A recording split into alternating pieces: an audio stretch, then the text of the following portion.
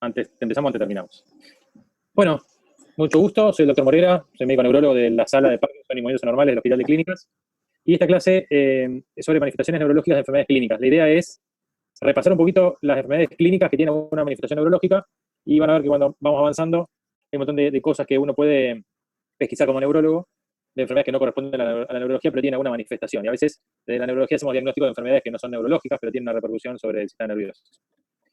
Los grupos son cardiovasculares, renales, hematólicas, nutricionales, reumatológicas, digestivas y autoinmunes. ¿Sí? Vamos a empezar por las cardiológicas. ¿Qué cosas cardiológicas pueden tener una repercusión en el sistema nervioso central? Bien, para admitir. Bueno, por ejemplo, las embolias, ¿no? Todo lo embólico del corazón puede ir al cerebro. Por ejemplo, una embolia cardíaca, ¿sí? Cuando hay una FA, cuando hay una arritmia cardioembólica, como dice acá, esa arritmia, que es la FA, que cuando la FA empieza a la aurícula a latir fibra por fibra, en general es porque, primero, en hipertensos crónicos, al haber más presión dentro de la aorta, hay más presión en el ventrículo, se hipertrofia el ventrículo, y después se puede dilatar la aurícula. Cuando se dilata la aurícula, esa aurícula se puede fibrilar al estar dilatada, al estar más débil la pared, se puede fibrilar, late fibra por fibra, la sangre pasa al ventrículo, pero parte queda como una rémora sanguínea y eso forma un trombo. Y si ese trombo se vuelve un émbolo, o sea, sale embolizado, en general las más cardioembólicas son la FA paroxística, porque al entrar y salir de la FA, eso le predispone a ser más embolizante. Bueno, nada, es la causa más frecuente, digamos, de arritmia embolígena.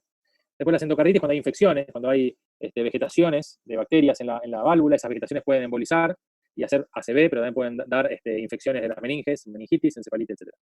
Los tumores cardíacos, por ejemplo, el mixoma auricular es un tumor que se crece dentro de la aurícula y se mueve, y cuando se mueve puede tapar la salida de la aurícula al ventrículo y dar síncope. Las valvulopatías, los aneurismas, en general, en general son asintomáticos. Cuando se rompen pueden dar hemorragia subaracnoidea. Y algún síntoma neurológico como cefalea, cuando se rompe la cefalea más fuerte de la vida, es un dolor que se llama cefalea en rayo, aparece en un segundo a otro, es muy, muy severa, y eso por sangrado, ¿sí? Pueden tener convulsiones también, porque cuando sangra la sangre es muy epileptogénica. Los angioma venosos en general no traen problemas, las telangiectasias son malformaciones vasculares que a veces están asociadas a un tipo de ataxia, que se llama ataxia telangiectasia. Las disecciones carotidias, cuando la disección, la carótida se diseca, puede tocar el ganglio estrellado de la cadena cervical y dar un Horner. También cuando se tapa la carótida puede dar un ACV isquémico por hipoflujo. Esto es una tomografía de cerebro, es un leve repaso de que se vería en algo vascular, ¿no? Como se ve algo vascular en el cerebro. A ver, hay alguno que me escriba la imagen. Tomografía, resonancia, ¿qué corte y qué ven? Es una tomografía, corte axial. Sí. ¿Qué más? ¿Qué más ven?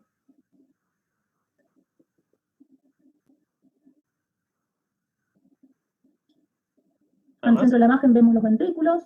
Muy bien. ¿Qué más? Puede ser que haya un movimiento. Muy bien. Una imagen. Porque hay borramiento de los surcos. Claro, el borramiento de los surcos. Eso es un signo indirecto. El directo es la hipodensidad esta, occipital izquierda y derecha. Acá es right derecha. Pero aparte hay acá un borramiento de los surcos, ¿no? Así que seguramente hay edema que no se ve en la TAC. Y el ventrículo miren, está más chiquito, ¿no? Sí. Claro, es el cuerno posterior del ventrículo lateral derecho. Ese cuerno posterior está más acortado porque está empujado por este edema, ¿no? Este es normal y este es patológico. Muy bien. ¿Y esto es una qué? Resonancia. Resonancia, muy bien. ¿Del cerebro? ¿Qué corte? Axial. Claro, hay axial, hay ¿qué más? Coronal y sagital, ¿no? Esos son los cortes de resonancia. Y esto es T1, T2 T1 con contraste y T2. Siempre el T2 es líquido blanco, T1 es el líquido negro, y en el T1 con contraste ven que los vasos están con contraste. Si hay contraste, los plexos coroideos también realzan con contraste. ¿Sí? Bien. Y esto es una imagen en T2, el líquido es blanco, y esto es una imagen isquémica. ¿Sí? Que es hiperintensa en T2, hiperintensa en FLAIR. Acá estamos hablando de intensidad, en tomografía de la densidad. Y en la difusión brilla, en la difusión típico de un ACV isquémico, y cae en el ADC. ¿Qué quiere decir esto? Que cuando cae en el ADC confirma que esta imagen de difusión es isquémica. ¿Sí? A veces cuando no cae en el ADC puede ser que esta sea una falsa isquemia, o sea, otra causa. Muy bien. ¿Y acá qué ven? Una resonancia corte axial. Sí.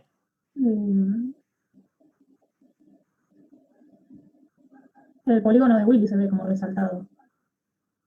como andaste. Sí, en realidad lo que decimos, acá hay una imagen patológica, hay una flecha, y acá hay una bolita. Esta bolita es un aneurisma. Sí. ¿Sí?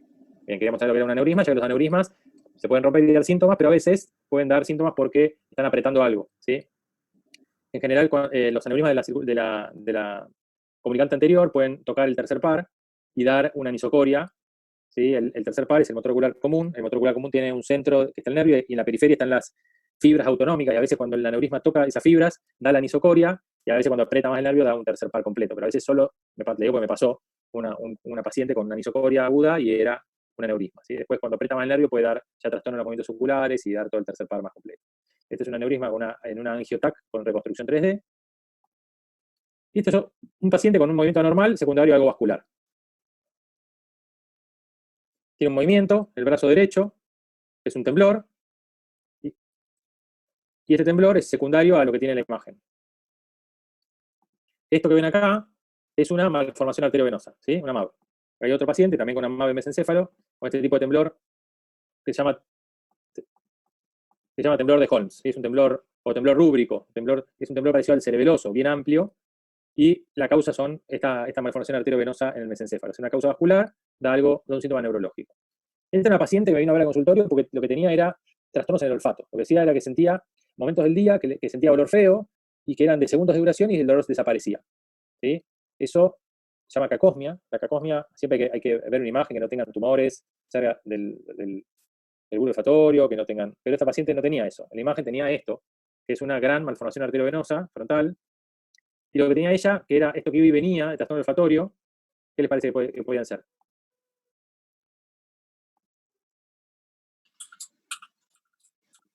¿Qué podía ser? Hola. Una necrosis. ¿Una qué? Sí, yo no entendí la pregunta tampoco.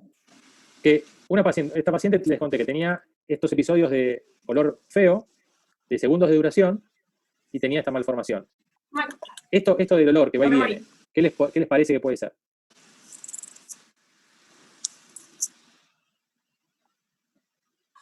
Bueno, vieron que hay tipos de crisis convulsivas y no convulsivas, y dentro de las crisis no convulsivas hay unas que se llaman crisis uncinadas. Las crisis uncinadas son, a veces, crisis de olfato, alteraciones del olfato, y estas crisis son de corta duración, que van y vienen, y siempre hay que pensar en alguien que tiene un síntoma paroxístico que no sea eléctrico. ¿Sí? La chica tenía estas crisis uncinadas, que son crisis olfatorias de segunda duración, después, más adelante tuvo ausencias. Avisen y él. Hay una voz ahí. Lo tuvo. Ahí está con el micrófono encendido. ¿Tienes para avisarle? Me parece que es Lía. Se la puede silenciar, doctor. No, Sí, no, pero yo- no, ahí. Ahí está. Bueno, no está prestando atención a la clase, Lía, me parece. Bueno, lo que son eran, bueno, crisis uncinadas, y la mediqué con levetiracetam, las alteraciones del olfato desaparecieron. ¿Sí? Entonces, siempre hay que estar atento cuando hay síntomas que a veces no son los típicos, que pueden ser, en este caso eran crisis. ¿Sí? Bien, de algo vascular, entonces que dio una manifestación neurológica, como crisis uncinadas. Este es otro paciente que tiene un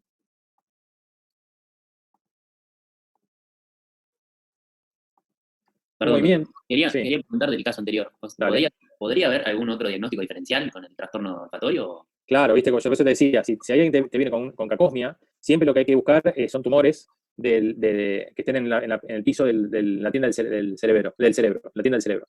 Porque a veces son tumores cerca del bulbo olfatorio y pueden ser causa de cacosmia. Pero lo raro de esta chica es que estas crisis olfatorias iban y venían.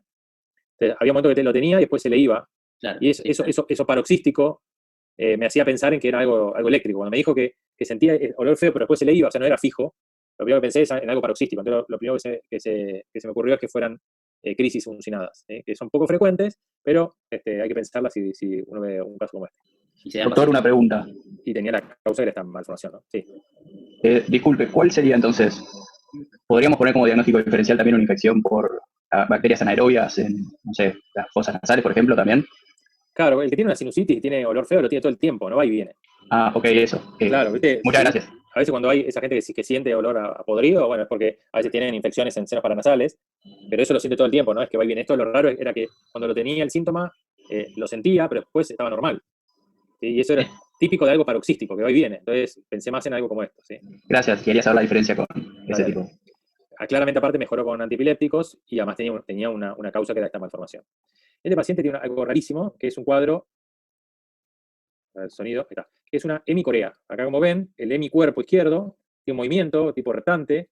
La corea fue descrita, la primera corea, la corea de Huntington, se llamaba mal de Zambito, porque el mal de Zambito, a Zambito lo mataron metiéndole una olla de aceite hirviendo, y saltaba y bailaba, bueno, no bailaba, pero saltaba y era una semejante a un baile. Entonces a la corea de Huntington le pusieron mal de Zambito, terrible.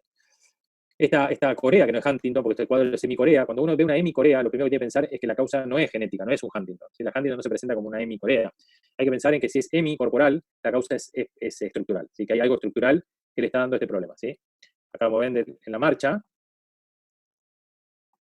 se ve el hemicuerpo izquierdo como tiene este movimiento coreico, y la causa es estructural, como les dije. Tiene estos tumores que se llaman cavernomas, ¿sí? Los cavernomas, la cavernomatosis múltiple es una enfermedad genética, en general hay antecedentes familiares, cuando el cavernoma sangra puede tener crisis convulsivas, es lo más frecuente, y en este caso tenía un cavernoma cerca de los ganglios basales, y eso le daba, acá está el putamen, el globo pálido, así que acá esto le desencadenaba el movimiento coreico.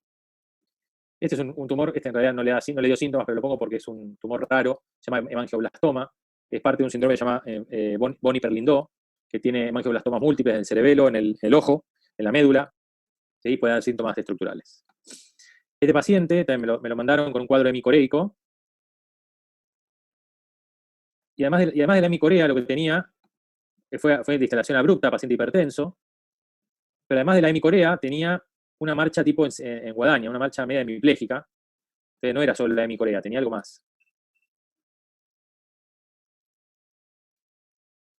Los videos se ven medio entrecortados por la conexión. Pero ven la hemicorea, ven cómo se ve la hemicorea. Es un poco sutil. Acá es que se ve mejor en este. Ahí ven. ¿Ven la pierna derecha cómo la mueve? Bueno, en alguien hipertenso, de instalación aguda, un cuadro hemicorporal, hemicorea, les dije, causa estructural, ¿no? Entonces hay que buscar el cerebro y tenía un ACV talámico izquierdo, ¿sí? Que corresponde a la hemicorea derecha. Paciente de 45 años comienza con cefalea opresiva holocraniana, refiere dolor que empeora con el ejercicio, mejora con analgésicos, no presenta fotofobia ni sonofobia, sin náuseas ni vómitos, no hay antecedentes familiares de cefalea, y la cefalea por interrogatorio dirigido empeora con las relaciones sexuales y cuando va de cuerpo. ¿Qué piensan? ¿Qué tipo de cefalea piensan que puede tener esta persona?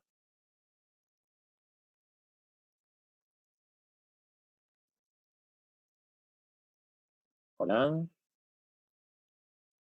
Hola. ¿Me escuchan? Sí, ¿Y Sí, qué sí, se piensan? escucha. ¿Están pensando? sí, estamos pensando. ¿Qué es una migraña, una cefalea tensional, un clúster, una... ¿Qué piensan? La cefalea es la causa de síntoma neurológico más frecuente en la población. Así que esto, si algo tienen que saber, es cefalea. Para mí una cefalea tensional. Bien, ¿por qué cefalea tensional? ¿Qué es de historia clínica? Te dice esto es una cefalea tensional.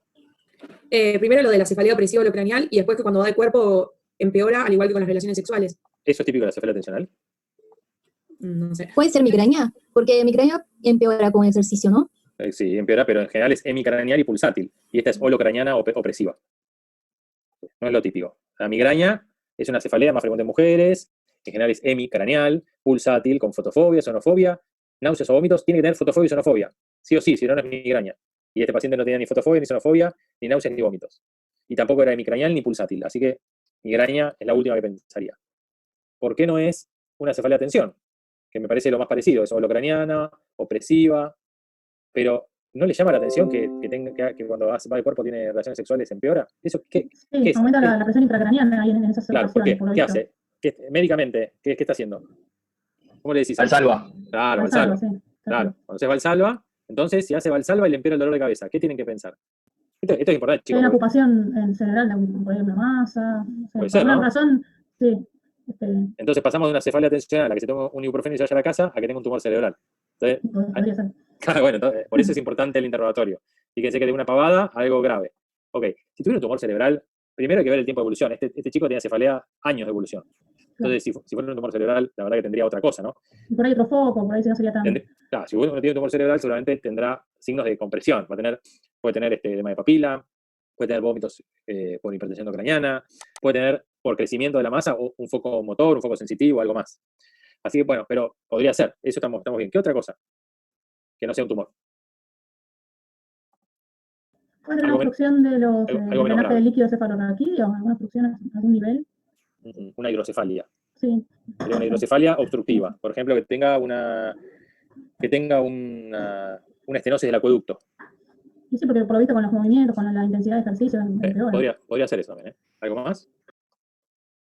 Uy, se me saltó. Ahí está. Bueno, ¿qué ven en la imagen? Ya está. ¿Qué tiene el paciente? ¿Cuál es el diagnóstico? A ver. ¿Qué ven anormal ahí? Es un ataque de cerebro, corte Sagital Coronal. y coronal. sagital y coronal. Yo siempre me acuerdo cuál es coronal porque es la imagen que te entra una corona. ¿sí? Sí. Entonces, en esta le podrías poner la corona, ¿no? En esa. En cambio, la otra, una corona de costado no te entraría. Así que es la forma más fácil de acordarse cómo es el corte. Bien, ¿qué ven en el corte? En el corte sagital acá, a ver.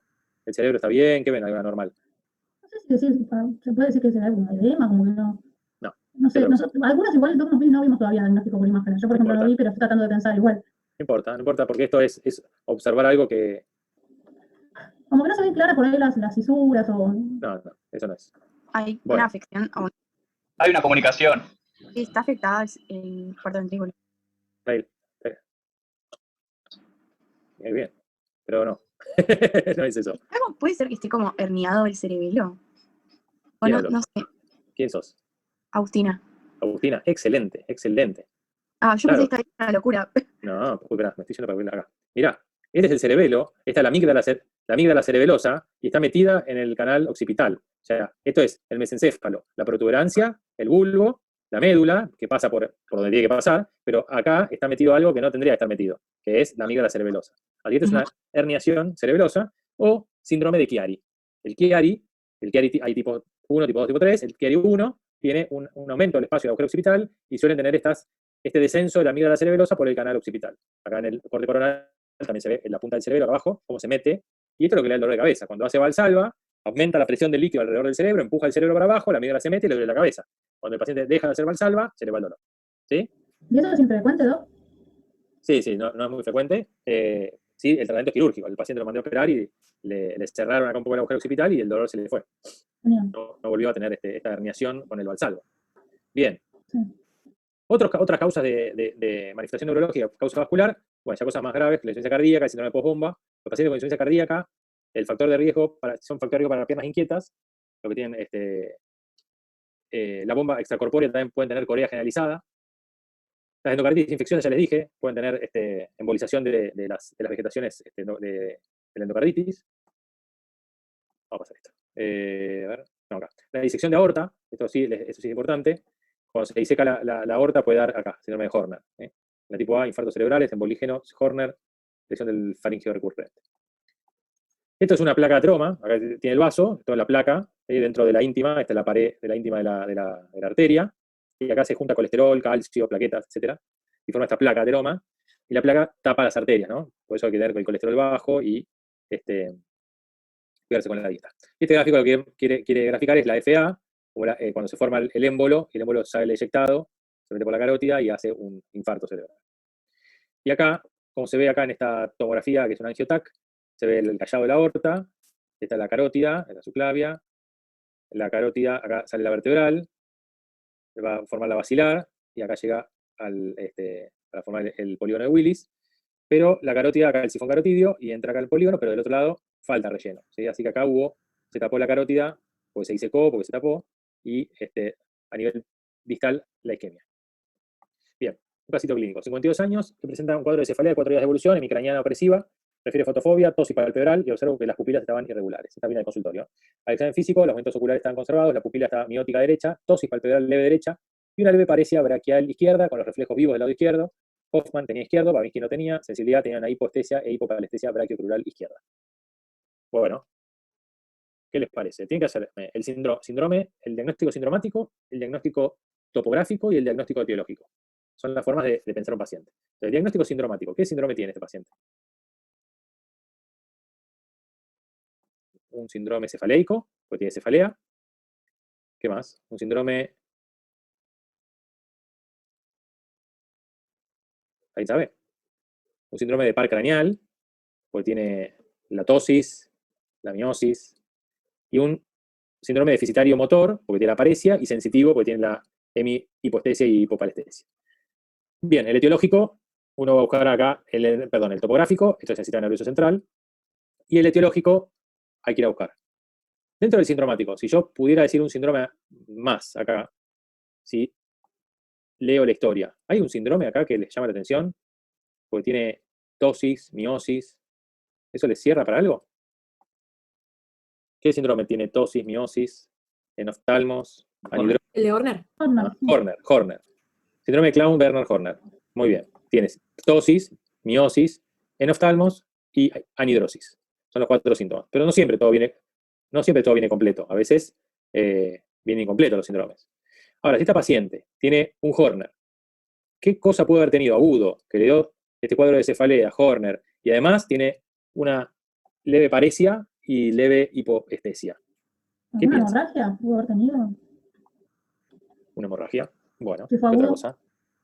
Una hemorragia, no me imagino que una hemorragia de Horner. ¿Por qué? No, ¿Por qué? ¿Qué tiene que pasar para que haya un Horner?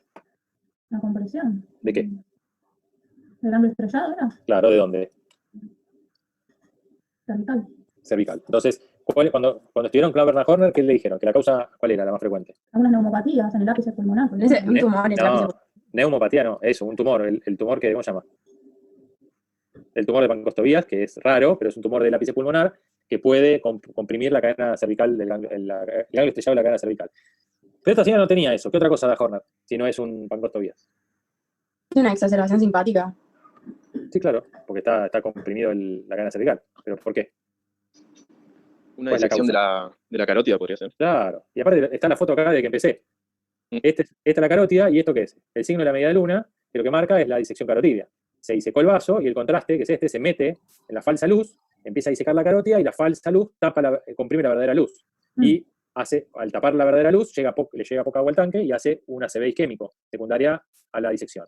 Y como tenía la disección carotidia, esto comprimió a la cadena simpática y hizo el Horner. ¿Estamos? Sí. Entonces, una disección carotidia que le hizo el Horner y le hizo un ACV isquémico, por lo cual después tiene la paresia contralateral. Bien, ya. Esto es un síndrome de Lancy-Adams, que es un síndrome post-reanimación prolongada. Son pacientes que hacen paros cardiorrespiratorios y a veces tarda mucho en salir del paro y hacen este síndrome, son mioclonías generalizadas por hipoxia, que es una causa vascular que da algo neurológico. Las renales. Un montón de cosas renales pueden dar cosas neurológicas. La insuficiencia renal crónica da múltiples alteraciones hidroelectrolíticas. Por ejemplo, hiponatremia. Viejita que cae a la guardia con deterioro del sensorio, siempre pensar que está hipoglucémica o está hiponatrémica. Así que causa hiponatremia, convulsiones, confusión, amnesia, ¿sí? Fatiga, calambres. Fíjense, calambres, eso para los que, a todos los que tienen calambre le dan magnesio o le dan potasio con la banana y bla, bla. Bueno, no solo los déficits de potasio o de magnesio dan calambres, sino la hiponatremia también da calambres. ¿Sí? Siempre que tenga un paciente con calambres, pídanle un ionograma y calcio, fósforo y magnesio. ¿Sí? Porque puede tener algún déficit de otro ion y no mejoran. ¿Sí? La hipernatremia también puede dar síndrome piramidal, convulsiones, encefalopatía, temblor, mioclonías, corea. La hiper y la hipopotasemia pueden dar un cuadro parecido al Guillain-Barré. La hipocalcemia, la tetania con rigidez muscular, trismus o pistótonos, encefalopatía con convulsiones, los signos de Bostic y Trousseau. La hipercalcemia, encefalopatía con mioclonías, hiperreflexia y rigidez. La hipomagnesemia, temblor, corea, mioclonías. La hipermagnesemia puede ser un cuadro parecido al del potasio bajo, que era el parecido al Guillain-Barré. Y parálisis flácida. La hiperfosfatemia, parálisis flácida también. La acidosis metabólica, alteración de conciencia, y la acidosis metabólica, signos de hipertensión intracraneal. Así que fíjense que todo lo que da, por eso cada vez que cae un paciente con deterioro del sensorio o algo, le pedimos todo directamente. ¿Sí? La enfermedad poliquística renal puede dar, además de tener los quistes en los riñones y dar toda la alteración renal, pueden tener quistes aracnoides asociados, con compresión encefálica, cefalea, convulsiones, herniación. Las diálisis pueden tener parasomnias asociadas, el 75% tienen parasomnias, pueden tener insomnio, apneas obstructivas de sueño, piernas inquietas, movimientos periódicos de las piernas, cefalea secundaria de la diálisis, mononeuropatía, hematomas sudorales por coagulopatía, encefalopatía de Wernicke por déficit de tiamina, ¿sí? Y hasta demencia por diálisis. Las causas hematológicas. Por ejemplo, la anemia está asociada a piernas inquietas. Saben que un paciente con piernas inquietas, las piernas inquietas, ¿saben qué es? Es un síndrome que da una sensación imperiosa de tener que mover las piernas cuando el paciente está acostado. Entonces, hay gente que se acuesta y tiene que empezar a mover las piernas porque si no les molestan, se mueven solas, y se paran, caminan y el síntoma mejora. A veces sienten dolor, o cosquilleo, o hormigueo. Y estas piernas inquietas, que mejoran con medicación antiparkinsoniana, como el pramipexol, suele tener anemia asociada. Siempre hay que pedir ferremia, ferritina y transferrina, porque suelen tener ferremia baja. Y secundaria a la ferremia baja, anemia. La trombocitopenia puede tener eventos hemorrágicos por las plaquetas bajas. Saben que abajo de 10.000 plaquetas cualquier persona puede tener sangrado espontáneo.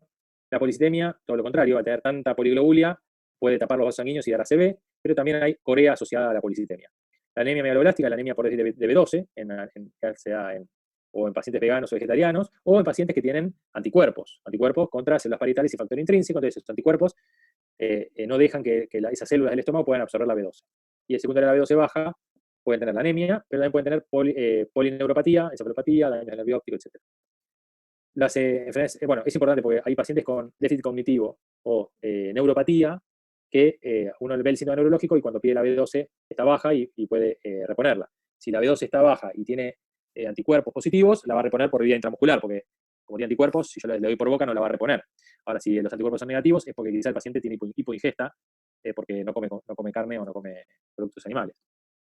La coagulación intravascular diseminada puede dar sangrados espontáneos, la púrpura trombocitopénica idiopática también puede dar hemorragias.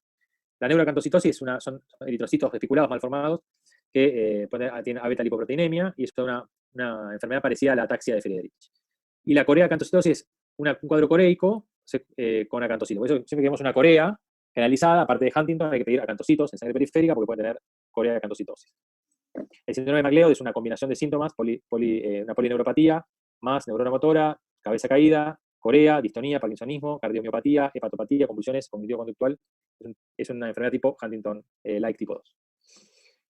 Afectación de proteínas en la sangre, las proteinopatías, es una producción desmedida de inmunoglobulinas monoclonales que afecta al 3 al 5% de la población y dan polineuropatía. El mieloma múltiple es una causa, o sea, además de dar el problema hematológico, pueden tener polineuropatía. Eso me pasó un paciente de 60 años, me vino a ver al consultorio, consultaba porque tenía dormidas las piernas, por trastorno de la marcha, lo hago caminar, tenía aumento de la base de sustentación, al examinarlo tenía pérdida de reflejos, tenía hipoestesia, y le pido un laboratorio, le pido B12, B1, B6, le pido TSH, BDRL, HIV, eritro, proteinograma electroforético, y ahí en el proteinograma me vino que tenía una hipergama monoclonal.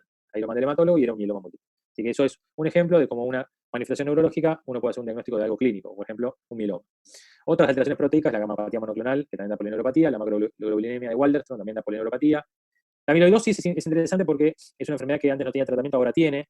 Es un cuadro familiar, en familia de ascendencia portuguesa. Suelen tener amiloidosis en el nervio, pero también en el corazón, así que suelen tener cardiomiopatía y polineuropatía. Hay que pedir el test genético y se tiene un tratamiento específico. El POEMS es un síndrome que tiene P de polineuropatía o organomegalia, endocrinopatía, proteína M elevada y cambios cutáneos. S de skin, por eso. Los linfomas y las leucemias también pueden tener manifestación neurológica, por ejemplo, pueden tener infiltraciones neuromeningias, en la linfoblástica y en la mieloblástica, cloromas, sarcomas. En la médula pueden tener también cloromas, sarcomas, hemorragias intracraneales, linfoma de Burkitt, linfomas linfoblásticos, Hodgkin y no Hodgkin. Todos pueden tener manifestaciones del sistema nervioso central. Eso es un linfoma primario del sistema nervioso central. Fíjense que es una lesión que atraviesa el cuerpo calloso, y eso es bastante atípico. Cuando uno ve una lesión que atraviesa el cuerpo calloso, el linfoma es una causa. ¿Sí? Hay otros, pocas, pero el linfoma es una. Nutricionales. El déficit de vitamina B1, ese que da la tiamina, el Wernicke y el Korsakoff, se ven en pacientes alcohólicos que no absorben la vitamina B1 y dan este síndrome raro que es oftalmoparesia, nistagmus, parálisis de la mirada, ataxia y el estado mental. Esto es el síndrome de Wernicke. Y el síndrome de Korsakoff es una amnesia retrógrada y anterógrada. El 80% que hacen Wernicke pueden desarrollar Korsakoff. Y cuando viene un paciente con deterioro sensorio, no hay que dar glucosa al principio porque pueden desencadenar el Wernicke. Hay que colgarle tiamina con fisiológico y ahí mejoran. La B6 es la piroxina, esto se ve en neonatos, embarazadas, adultos mayores. A estos medicamentos pueden bajar la B6 como el valproico, la fenitoína y la carba, y es causa de neuropatía. La B9, que es el folato, también en alcohólicos, algunos anticonvulsivantes, antimaláricos, anticonceptivos. Algunos antibióticos pueden bajar la B9, pueden dar deterioro cognitivo, depresión, enfermedad vascular cerebral, trombosis venosa. La B12, que es muy importante, la cobalamina, está en los alimentos animales, y puede dar mala absorción por anticuerpos, como les dije, antifactor intrínseco o anticélulas parietales, y siempre hay que pedir el metilmalónico, pues el precursor, a veces tienen B12 normal, pero metilmalónico bajo, hay que reponerlo. Si ustedes le piden, tienen un déficit cognitivo o tienen una polineuropatía y le viene B12 baja, siempre pídanle los anticuerpos. Si los anticuerpos son positivos, no le den por boca Polper B12 porque no lo va a absorber, porque tiene mala absorción. Entonces le dan al Midox una ampolla por día por 7 días, después una por semana por 3 meses, y después le dan una por mes de por vida. Si tienen los anticuerpos negativos, sí, es porque tienen hipoingesta de B12, entonces le dan suplementos por boca. La vitamina E es de origen vegetal, y son causa de ataxia. La ataxia, entonces, siempre que empecé con ataxia hay que pedir vitamina E.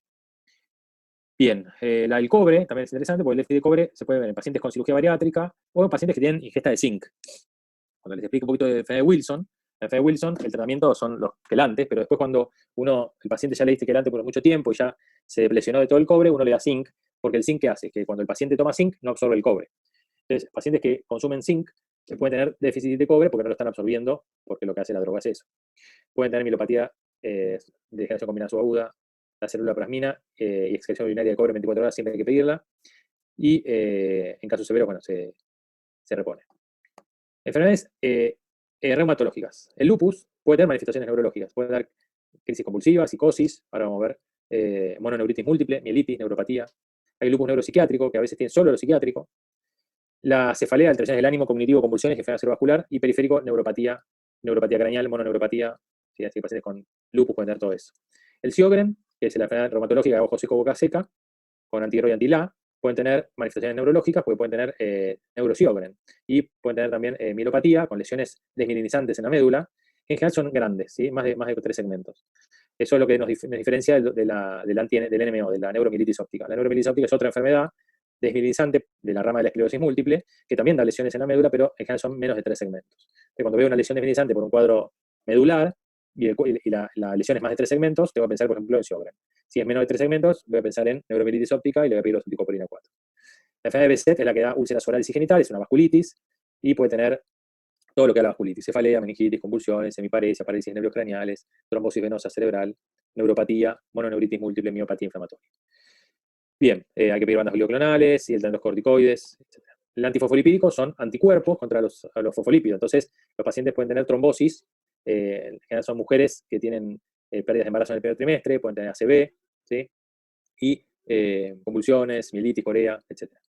El tratamiento de anticoagulación y después tratar la parte reumatológica. Este paciente, por ejemplo, tiene un síndrome antifosfolipídico. Este chico había tenido ya un cuadro coreico, no había sido diagnosticado, y después desencadena otro episodio de corea generalizada a predominio derecho. Corea tiene un poquito de balismo, tiene unos movimientos bruscos, y este paciente lo mandamos a hacer unos pulsos de corticoides, pensando en algo inmunológico, y cuando vino el control había mejorado muchísimo, y después vino los anticuerpos positivos para síndrome antifosfolipídico. De la digestiva es la enfermedad celíaca. Sepan que la enfermedad celíaca no solo altera el tubo digestivo, sino que hay una ataxia, un cuadro táxico secundario del gluten, se llama glutenataxia. Puede tener nistagmus y disartria. Los anticuerpos antiendomicio, antitransglutaminasa y antigliadina. Las antigliadinas son los menos sensibles. Pueden tener manifestación en la resonancia con atrofia cerebelosa. Hay una tríada que es epilepsia, calcificaciones occipitales y celiaquía, ¿sí? Y pueden tener neuropatía periférica. Así que siempre en neuropatía pedido también además enfermedad celíaca. La enfermedad de Wilson, que es una enfermedad hepática, es autosómica recesiva, muta este gen, ATP7B, este cromosoma, que codifica una proteína, que lo que hace esa proteína es incorporar el cobre a la apoceruloplasmina para formar ceruloplasmina. ¿Por qué les digo eso? Porque siempre pedimos ceruloplasmina, y siempre va a estar baja, porque no va a tener el cobre en la apoceruloplasmina para formar la ceruloplasmina. Así que siempre ceruloplasmina va a tener baja. Y el cobre, como se acumula en el hígado, va a dar cirrosis hepática y va a tener mucha excreción en la orina. Entonces pedimos orina 24 horas y va a dar cobre alto. Las manifestaciones neurológicas van a ser, la acumulación de cobre va a estar en el ojo, dando anillo de Kessler-Fleischer, y en ganglios basales. Puede tener desde manifestaciones neurológicas como psiquiátricas, parkinsonismo, ataxia, distonía, de todo puede dar. Cualquier movimiento normal en alguien joven, siempre pedir cobre, porque es una enfermedad grave que tiene tratamiento, ¿sí? Digamos que el antes como penicilamina o trentine, y una vez que deplecionó todo el cobre, lo paso a sales de zinc para que no siga absorbiendo. El diagnóstico es el síndrome neurológico psiquiátrico con el anillo y la cuproguria. Si tengo duda diagnóstica, biopsia hepática y cuantificación de cobre en el hígado. Los pacientes nos mandaron del interior, este paciente con un cuadro parkinsoniano, pasos cortos, postura distónica. Esta risa es la risa que les puse ahí, risa sardónica. Es una postura distónica de la cara. Cuadro muy grave. Anillo de Kessler-Fleischer, que acá se ve, un marrón diferente en la periferia. Y esto acá lo que se ve clarísimo es el depósito de cobre en los ganglios basales. Se dibuja el putamen, el globo pálido, clarísimo. Y este paciente no mejoró con nada, terminó con toxina botulínica, los gelantes, todo. En terapia casi se muere. Y le hicimos esto, que es estimulación cerebral profunda en el globo pálido interno. Estos son los electrodos. Y el paciente ahí con la estimulación mejoró mucho.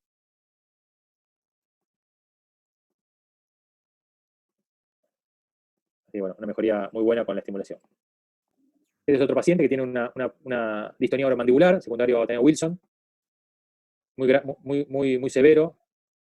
Muy severo. Tenemos toxina botulínica para tratar de cerrar la boca. Muy complicado. Y acá hay otro paciente con un cuadro leve de temblor. Tiene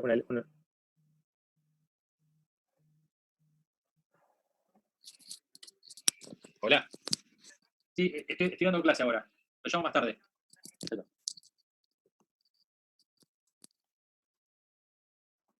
Fíjense que un cuadro de temblor puede desencadenar una enfermedad como Wilson. Entonces, estos casos hay que siempre estudiarlos completos. Entonces, si ven un temblor en alguien joven, puede tener un temblor esencial, puede tener otra cosa, pero hay que pensar siempre en Wilson, ¿sí? Y descartarlo. Era un cuadro mucho más severo, con distonía, también un cuadro parkinsoniano, con hipomimia facial, distonía con la brisis sardónica, del temblor, muy severo. Para que no llegara a esto, siempre que uno sospeche estos cuadros, siempre diagnosticarlos precozmente, porque esta enfermedad, si uno la trata bien precoz, la controla muy bien, ¿sí? La encefalopatía hepática es cuando el hígado empieza a funcionar mal, también se acumula amonio, el amonio atraviesa la barrera hematoencefálica y puede dar alteraciones de memoria, desorientación, confusión, somnolencia, estupor y coma, ¿sí? Temblor con asterixis, son las mioclonías negativas, hipertensión intracraniana, convulsiones, edema cerebral, etcétera, etcétera. Las autoinmunes son las encefalitis, que pueden dar, la encefalitis es un deterioro del estado de la conciencia, alteración cognitiva, trastorno de movimiento, cerebritis, convulsiones, psicosis, agresividad, conducta sexual inapropiada, ataque de pánico, ¿sí? Es el paciente que cae a la guardia, sacado, y que le hacen una punción lumbar para diferenciar una meningitis, una encefalitis. Bueno, es el típico paciente que viene excitado. Pero hay otras cosas que puede dar también la encefalitis: distonía, corea, movimientos de torsiones de la cara, ¿sí? Síndrome de persona rígida, es el stiff person, crisis convulsivas, estatus epiléptico. Cuando uno sospecha una encefalitis y le hace primero todo el panel viral, descarta los neurovirus, descarta las infecciones, después quedan las causas autoinmunes como esta, por ejemplo, la encefalitis por NMDA, que se ven jóvenes y niños, puede dar cuadro tipo psicótico, alteraciones de la memoria, movimientos anormales como diskinesias orofaciales, tronco y miembros, convulsiones, inestabilidad autonómica, deterioro de alerta, hay que pedir los anticuerpos anti-NMDA en líquido y en sangre, la resonancia suele ser normal, y el electroencefalograma también suele tener actividad irritativa. Actualmente hay muchos anticuerpos descritos, no solo los NMDA, sino que los AMPA, los GABA, los LH1, CASP, los CASP R2, los MGLUT R5, el D2R, el DPPX, el GABA, el GLI-R o el IGLON5. Todos estos dan cuadro de encefalitis, a veces encefalitis límbica, a veces encefalitis convencional. Muchos están correlacionados con tumores, ¿sí? Entonces siempre que se piden anticuerpos, si después tienen un AMPA, fíjense, el 70% suele estar asociado a tumor de mama, pulmón o timoma, el NMDA a timoma teratoma de ovario, ¿sí? El MGLUT R5 al linfoma de Hodgkin. Entonces, esto nos ayuda a buscar después esos tumores asociados. La encefalitis límbica es una inflamación de la parte límbica del lóbulo temporal, ¿sí? Eso me pasó un paciente interesante que vi en consultorio, que vino por alteración de la conciencia, trastorno de memoria, y que lo habían medio diagnosticado como un cuadro tipo Alzheimer, pero tenía unas crisis, que la había visto solo la esposa, que estaba de segunda duración, que se quedaba verbalizando una sílaba y con la mirada perdida, y de segunda duración y volvía. Y esas eran crisis convulsivas. Entonces, bueno, al ver esto, le pidió una imagen, y tenía una imagen hiperintensa en el FLAIR, bilateral, en el lóbulo temporal, en la zona del hipocampo, y le pedí los anticuerpos, y esto era compatible con la encefalitis límbica. Bien, los anticuerpos, bueno, son todos estos: el HU, el MAB, el GABA, el AMPA, el GABA. Son todos, esto que le puse acá, fíjense acá que el GABA, la límbica, el AMPA también, siempre se pide todo el panel. El Morvan es un síndrome de hiperexcitabilidad. Entonces, hay un problema en el nervio, entonces el nervio está hiperexcitado todo el tiempo, puede dar neuromiotonía. Son estos anticuerpos, los CASP-R2, que son de los canales de potasio, y el 40% puede estar asociado a timoma. Y el síndrome de persona rígida o stiff person es por anticuerpos anti-GAL65, también autoinmune, y estos anticuerpos lo que hacen también es rigidez con espasmos musculares. Vi varios pacientes, me acuerdo una que era una señora que tenía dolor en toda la espalda, cuando le tocaban los músculos perivertebrales, eran una piedra, era duro, y tenía un retrocolis de tan duro que tenían los músculos paravertebrales. Se diagnostica un electromiograma, uno le pincha el músculo que está hiperexcitado, entonces el músculo está inhibida la unidad motora, entonces todo el tiempo está contrayéndose. Tiene actividad continua de unidad motora, y esto por una disfunción GABAérgica inhibitoria. Puede ser por GAL65 y algunos, el 5% por antifificina, que eso está asociado a tumor. Se trata con benzodiazepinas, que saben que la benzodiazepina además tiene efecto miorelajante, entonces mejoran. Si no mejoran con benzodiazepinas, con gamma globulina. Esto es interesante porque es un movimiento normal secundario a cáncer. Este paciente había tenido un cáncer de pulmón, de riñón, de próstata, y después tuvo cáncer del otro pulmón. Y no le llegué a hacer los anticuerpos, pero tenía este movimiento coreico, que es paraneoplásico. Después tuve otra señora con un cáncer de útero, también con una corea paraneoplásica. Siempre hay que pedir los anticuerpos para paraneoplásico, que es el HU, y RI. Hay otros, como el CRMP5. Causa de corea paraneoplásica es más del CRMP5, pero bueno, no lo pude dosar. Y esto se lo puse porque son movimientos anormales inducidos por drogas. Estos son dos pacientes que le hicieron neurolépticos, le dieron neurolépticos. Esta chica, una chica alcohólica que está internada por alcoholismo, y le dieron muchos antipsicóticos típicos. Saben que los antipsicóticos hay típico y atípico. Los típicos, como la haloperidol, la risperidona, la olanzapina, pueden dar esto como efecto adverso. Se llaman diskinesias tardías. Hay diskinesias tardías y distonías tardías por neurolépticos. son muy terribles. Esta chica se suicidó después, no se pudo tratar, muy bajo recurso. Y este chico también tuvo un cuadro de esquizofrenia, le dieron mucho tratamiento antipsicótico y terminó con estos movimientos anormales. Se tratan, hay depresores dopaminérgicos como la tetrabenazina, que sirve para tratar estos movimientos anormales. Así que bueno, terminamos, cortito, 1 horita. Esto Genial. es para resumir un poco todas las manifestaciones neurológicas de enfermedades clínicas. Fíjense que hay son muchas las enfermedades, después lo pueden repasar. Cualquier duda que tengan, me pueden escribir, yo acá les voy a dejar email, hotmail.com, y les dejo también el Instagram, que en general subo mucha información neurológica para el que le interese. Así que también, si me quieren agregar ahí, van a ver un montón de cosas que subo sobre neurología, está interesante. Así que bueno, ¿tiene alguna duda o algo? Me preguntan ahora, y si no, me pueden escribir al mail. Doctor, yo Gracias, te Doc. puedo preguntar algo que justo lo pensé con lo que había dicho la cacosmia, pero está relacionado con anosmia. Tengo una conocida que tuvo COVID ahora y tuvo pérdida total del olfato después del COVID. Sí. Bueno, eso está escrito, que COVID ha perdido olfato. Sí, pero eso es posterior a la recuperación. Pueden tener post-COVID. Post-COVID pérdida del olfato. Sí. Igual está bien estudiarlo, pero igual no es lo mismo hiposmia que cacosmia. ¿Eh? Sí, pero ella tiene anosmia, tipo, no huele nada por eso. Bueno, hay que pedirle un test de olfato y una resonancia para ver el bulbo olfatorio, para ver la tienda del cerebro, ver que esté todo bien. Sí, hay otras cosas que dan pérdida de olfato. Imagínate que, por ejemplo, el síntoma premotor de la enfermedad de Parkinson es hiposmia, pierde el olfato. O sea, hay otras cosas que pueden dar pérdida de olfato. Igual si tuvo COVID, seguramente es eso. En general, los pacientes recuperan el olfato tiempo después del COVID. Es más, hay gente que hace cefalea post-COVID y no es justo con la infección. Así que se quede tranquila. Yo lo que haría es esperar y seguramente va a recuperar después del olfato. Ok, perfecto. Bueno, gracias. Ahora están viendo el Instagram, para si le puede pasar. Sí, lo pasé. Es @Dr. Nicolás Morera. Ahí va de nuevo. Gracias, Doc. Ahí está. Y el mail. @doctor.nicolás.morera es el Instagram, y el mail es moreranicolás@hotmail.com. Moreranicolás, se lo mando ahí, @hotmail.com. Ahí está. Bueno, muchas gracias. De nada. Espero que Gracias, les haya servido la interesante, clase. Doc. La clase es súper interesante. Muchas